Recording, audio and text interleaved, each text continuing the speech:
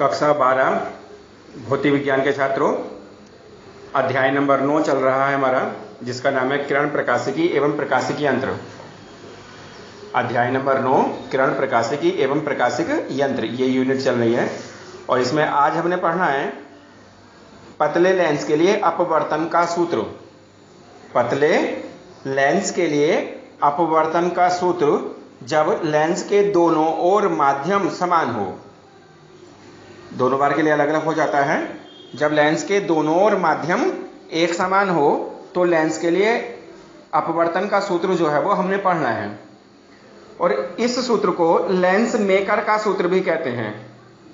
इस सूत्र को लेंस मेकर का सूत्र भी कहते हैं छात्रों। तो क्या पढ़ना है हमने? पतले लेंस के लिए अपवर्तन का सूत्र निकालना है, सिद्ध करना है। और वो भी जब कर रहे हैं जब लेंस के दोनों ओर माध्यम एक समान हो। और इस फॉर्मूले को लेंस मेकर का सूत्र कहते हैं। और काफी इंपॉर्टेंट है, एग्जाम में बहुत आता है। इस नाम से भी आता है कि लेंस मेकर का सूत्र सिद्ध करो या पतले लेंस के लिए अपवर्तन का सूत्र प्राप्त करो या सिद्ध करो। छात्रों, एक हमने पतला लेंस लिया है, एक उत्तल लेंस है जो नीचे चित्र में चमक रहा है। एक पतला उत्तल लेंस है जो चित्र में नीचे चमक रहा है, जिसके दोनों पृष्ठों के ध्रुव तो है वो P1 P2 हो गए। दोनों पृष्ठों के ध्रुव P1 P2 हो गए और लेंस की मोटाई स्मॉल t हो गई। लेंस की मोटाई स्मॉल t हो गई।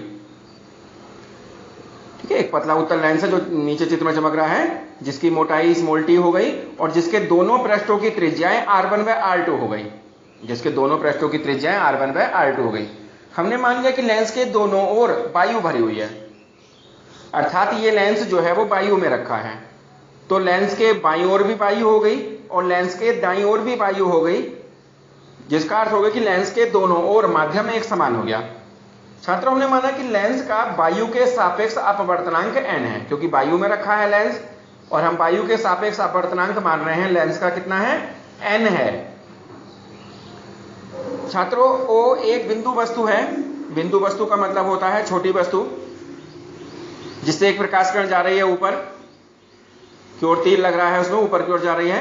और वो प्रकाश किरण पहले पृष्ठ पर अपवर्तित हुई, पहले पृष्ठ पर, और पहले पृष्ठ पर अपवर्तित होने के कारण I डैश की ओर जाती हुई प्रतीत हो रही है। I डैश की ओर जाती हुई प्रतीत हो रही है पहले पृष्ठ से, पहले पृष्ठ से।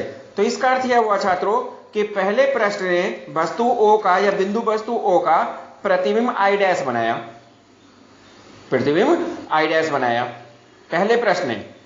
पहले पृष्ठ के द्वारा बिंदु वस्तु O का जो प्रतिबिंब बना वो I डैश बना।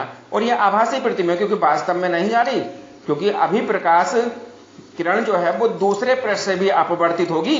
लेकिन अभी हमने दूसरे पृष्ठ की कार्यविधि नहीं करी, केवल पहले की कर रहे हैं कि बिंदु वस्तु से जो प्रकाश किरण जा रही थी वो पहले पृष्ठ से अपवर्तित होकर बिंदु I डैश की ओर जाती हुई प्रतीत हो रही है।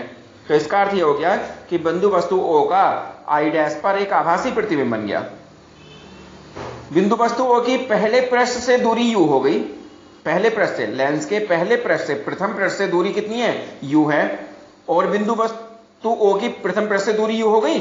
और बिंदु वस्तु O का जो प्रथम पृष्ठ से प्रतिबिंब बनना था I डैश, उसकी पहले पृष्ठ से या प्रथम पृष्ठ से दूरी b डैश है, जो चित्र में चमक रहा है b डैश है। तो I डैश की दूसरे वाले पृष्ठ से दूरी b डैश माइनस t होगी, चित्र में चमक रहा है। तो छात्रों, प्रथम पृष्ठ ने जो प्रतिबिंब बनाया I डैश, तो प्रथम पृष्ठ पर अपवर्तन के सूत्र से, जो हमने अपवर्तन का सूत्र पढ़ा है, सिद्ध किया था इससे पहले टॉपिक में हमने, n बटे v माइनस 1 बटा u बराबर n माइनस 1 बटे r होता है। तो पहले पृष्ठ के लिए कितना हो गया? n बटे b की जगह b डैश हो जाएगा, क्योंकि पहले पृष्ठ की तरह प्रतिबिंब I डैश जो b डैश दूरी पर बनना है, तो n बटे b डैश माइनस 1 बटा u, वस्तु की दूरी हुई है, बराबर n माइनस 1 बटे r1, n माइनस 1 बटे r1, जहां r1 जो होगी वो प्रथम पृष्ठ की त्रिज्या होगी, वक्रता त्रिज्या होगी पहले वाले पृष्ठ की। ये पहले पृष्ठ पर अपवर्तन के सूत्र से एक समीकरण बन गई, n बटे b डैश माइनस 1 बटा u बराबर n माइनस 1 बटे r1। ये छात्रों समीकरण कैसे बनाई हमने? प्रथम पृष्ठ पर अपवर्तन से।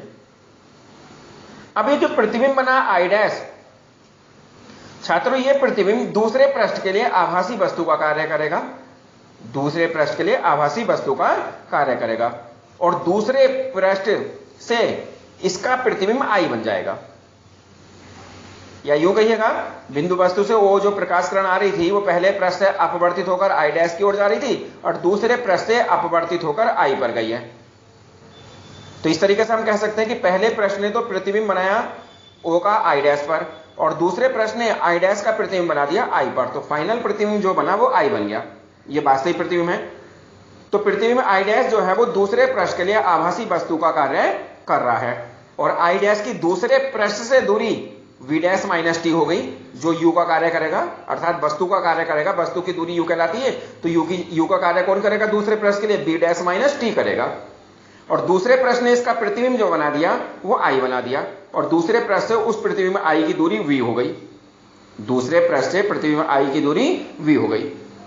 ठीक है छात्र, एक बार फिर समझिएगा, जो पहले पृष्ठ ने प्रतिबिंब बनाया I डैश वो दूसरे पृष्ठ के लिए आभासी वस्तु का कार्य करेगा और दूसरे पृष्ठ से आई डैश का प्रतिबिंब आई बन रहा है जिसकी दूसरे पृष्ठ से दूरी v हो गई और आई डैश की दूसरे पृष्ठ से दूरी v डैश माइनस टी हो गई।